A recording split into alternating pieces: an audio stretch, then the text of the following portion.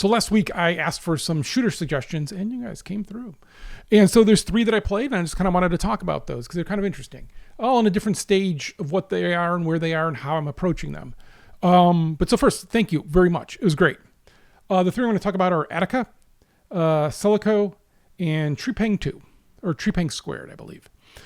So first, I'm going to go just, all of these have demos, by the way. So when I talk about them, and if I say anything negative about them, I'm just talking about my reaction to them. They're all good games. You can download the demos and check them out. I'll put it in the description.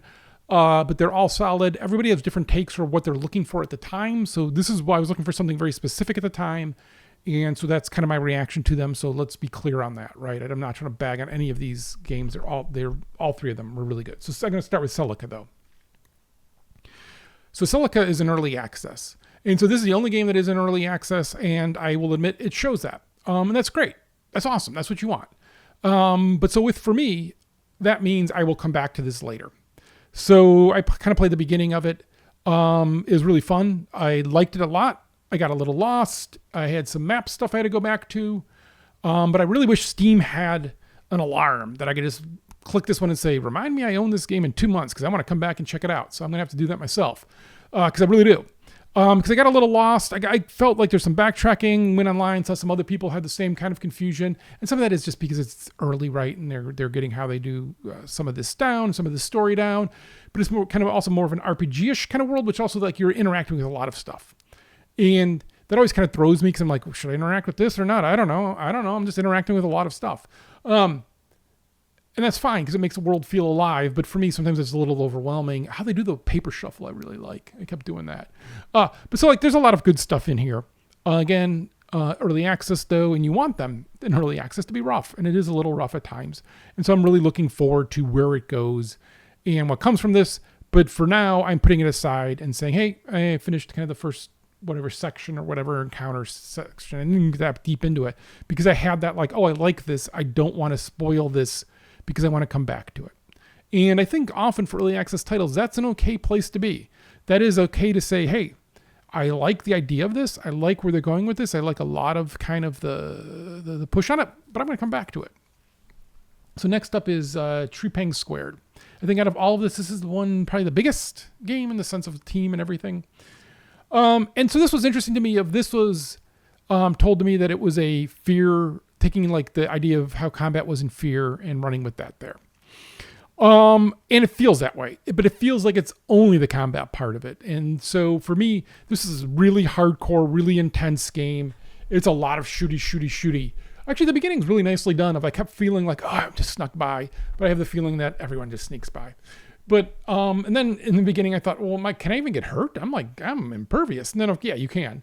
And you're learning it. But like early weapons don't even have crosshairs or it's this kind of game that I first was like, wait, is this like a precision shooter? And like, oh no, it's this noisy thing, which I think Fear was as well. A lot of broken glass, a lot of mayhem going on. And, you get a lot in combat when your characters can talk because they can tell me that they're looking for me. They can tell me their state of they're searching, they're going around.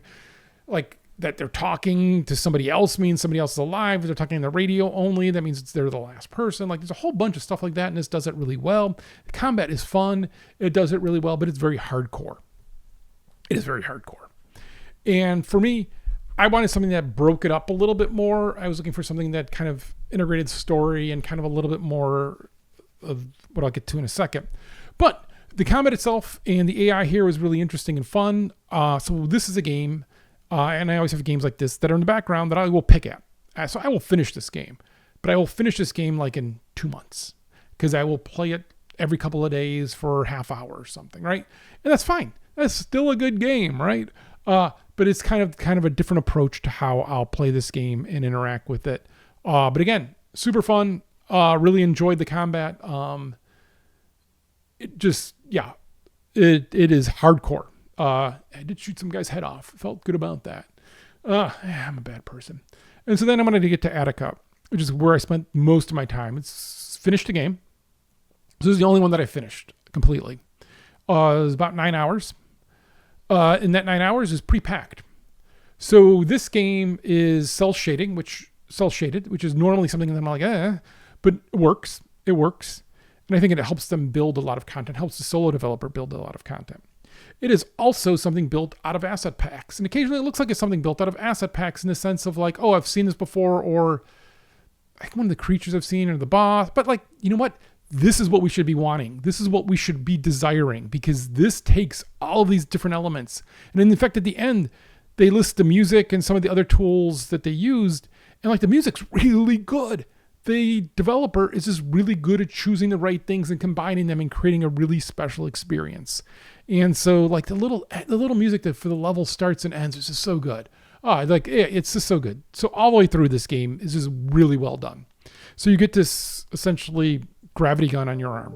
And again, I know I'm saying, hey, this is combinatorial. Yes, but it works. Again, it's really well done. So this does all the highlighting of stuff and interaction as well, but you can grab this stuff, including enemy guns. So you can take guns out of your enemy and then kill them with their own weapon, which is fun and funny. You can grab grenades. Like, it's just chaos. It's fun. There's 3 factions. You're in one of the factions. So you sometimes can watch the other 2 factions fighting, and you can just sit back and watch them kind of wear each other down. The story, I actually know what happens in the story.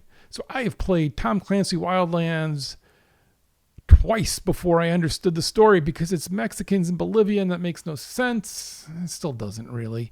But okay, fine. But here at the end, when I got to do something, I did it. I was like, yeah, you getting it. But yeah, it's just fun. It's really well done. The vista, so like unlike and this is different games, right? So Treepang 2, I never had this sense of like, oh, that's really cool. That's beautiful. Maybe that comes later. But here, right away, I was just like, oh, wow, that's cool. Oh, wow, that vista. That's really neat. There's like light puzzle solving, but it's not really. And it does this thing that I'm always interested in. So people always ask like, hey, you make games. Can you just sit back and enjoy games? I'm like, yes, I can, because I'm not that smart. I can't remember that I make games. But occasionally I do. And I'm like, oh, I really always like this when they have these kind of traversals where like, hey, I know I need to get like, I see this machine that creates these like battery things. So I know I need to use these, because the language, this game's really good about explaining the language of the game to me, and then I have this understanding. So now I'm going to grab one of those and traverse this world and understand that we're going to use them, and then what it's going to like this traversing the world with purpose and understanding kind of really helps me enjoy a game where I'm spending time in a space which maybe, if on paper doesn't seem like interesting time, it is for me because I have an understanding of what I'm doing and what's going on. The one problem occasionally with ADACA is I don't know what I'm doing, because I would take a break between playing and I would forget what the goal of this area was, and there's not a constant reminder.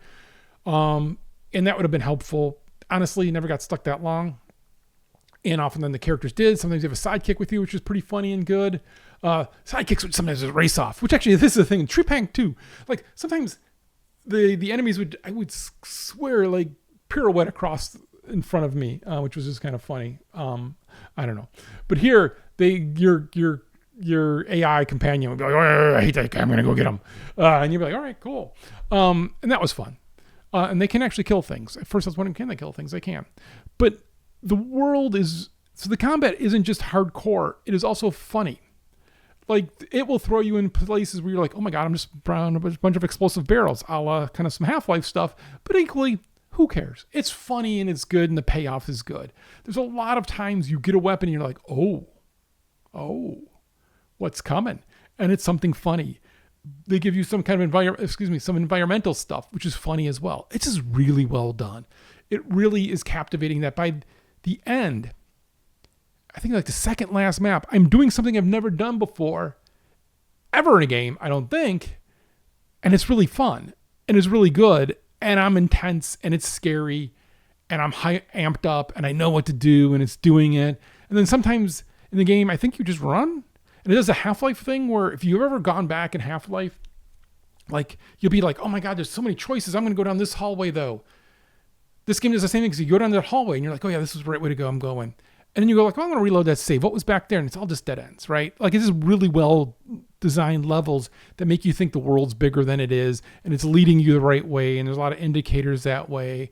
And often the indicators is then like, oh wait, now I got to figure out how to deal with this. And the combat puzzle essentially that it presents itself. But then you forget, oh wait, I've got this arm that can grab and throw things. This is going to be great. Right. And so there's a lot of moments like that in the game. Really, it is so far my favorite thing I've played this year. And just really well done. Cannot suggest it highly enough. again, solo player and he's or solo developer, nice enough to list at the end some of the tools that he used, and very just open about the process, right? And that's cool. We should celebrate that. People taking and being able to quickly develop interesting, cool things is inspirational to me. It is exciting. I want to see what else this developer makes. I want to see what other developers like this make, because this is interesting. This is fun. Again, you can go look at it and you could try to be dismissive of what it looks like or what it's presenting, but the end result, the combination of all of this is just so good and so well done. And so hats off to the developer. Just really, really, really well done. Again, solo person, Cirrus Pendrick.